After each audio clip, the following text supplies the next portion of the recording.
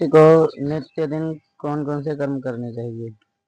मनुष्य को नित्य प्रतिदिन कौन से कर्म करने चाहिए? ठीक है, बैठ जाओ। देखो, जैसे कि प्रातः जागरण की क्रिया हमने बताई थी कल की वीडियो में। कल आपको बता रहे थे हम कि प्रातः उठने के बाद, उठने से पहले कितने बजे उठना चाहिए, कैसे क्या है, ये सारी चीज़ें बताई।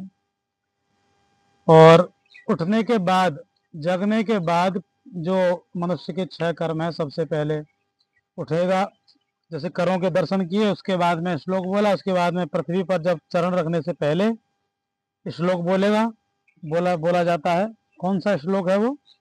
धरती को प्रणाम। ओम समुद्र वसने देवी पर्वतस्तन मंडिते विष्णु पत्नी नमस्तुभ्यं पादस्पर्शम क्षमस्व में। इस श्लोक को बोल करके हमको प्रतिदिन, हमको क्या, सभी को ही धरती माता को प्रणाम करके तब उन पर चरण रखने चाहिए, तब हमको बिस्तर से नीचे उतरना चाहिए।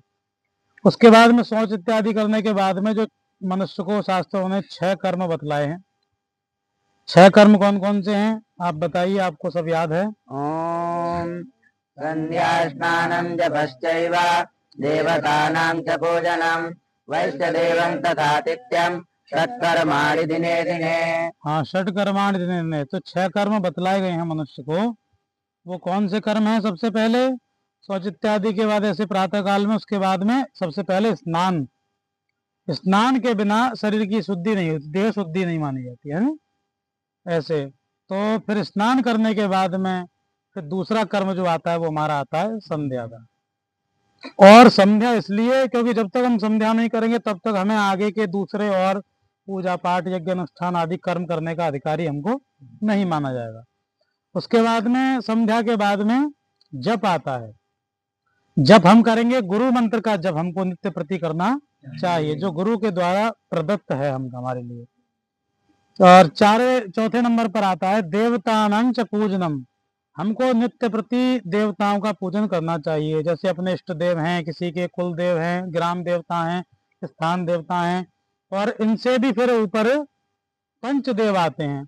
दुर्गा, श्री दुर्गा जी, श्री विष्णु, श्री शंकर भगवान, सूर्य नारायण और भगवान गणेश, ये पंचदेवों में आते हैं।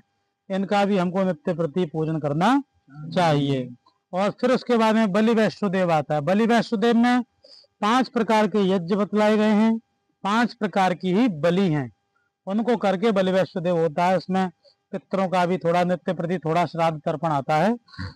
और तथातिथ्यम षट्कर्माण दिने दिने, हमारे दरवाजे पर जो भी अतिथि आते हैं उनका हमको सत्कार, उनका पूजन हमको नित्य प्रति करना चाहिए।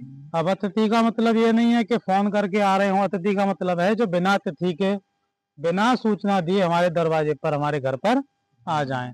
उसमें भिक्षुक भी हो सकता है, कोई अपने बंधु बांधव भी हो सकते हैं, कोई रिश्तेदार भी हो सकते हैं, है नहीं? ऐसे तो जो अतिथि हैं, जो बिना तिथि, जिनकी कोई आने की तिथि ना हो, उनको कहते हैं अतिथि। तो ऐसे अतिथियों का नित्य प्रति पूजन हमको करना चाहिए। 6